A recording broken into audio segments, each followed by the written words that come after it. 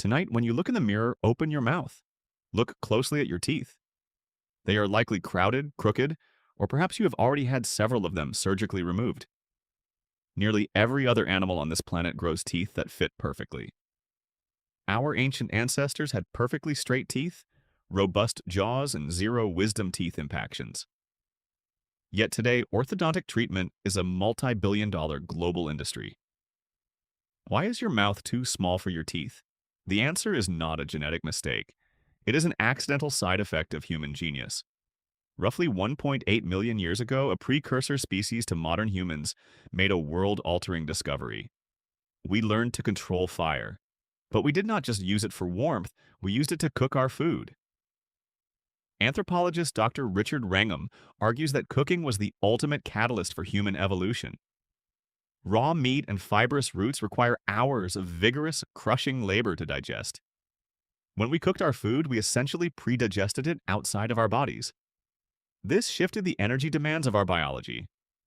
Suddenly, we did not need massive, energy-expensive digestive tracts. Our guts shrank, but something else shrank too. To chew raw, tough wild game and fibrous tubers, our ancestors needed massive temporalis and masseter muscles. These powerful muscles exerted immense physical force on the bones of the skull.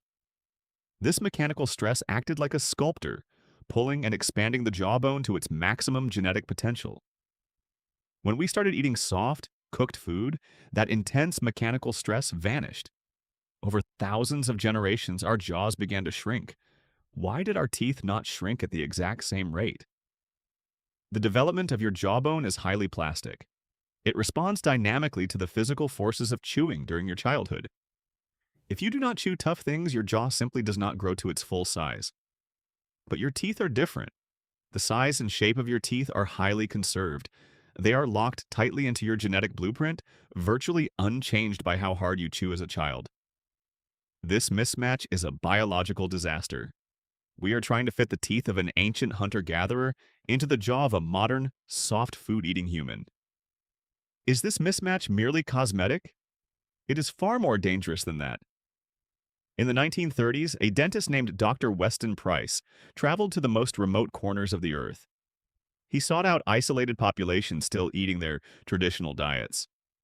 He found people in Switzerland, Alaska, and the Pacific Islands with virtually no tooth decay and perfectly straight teeth.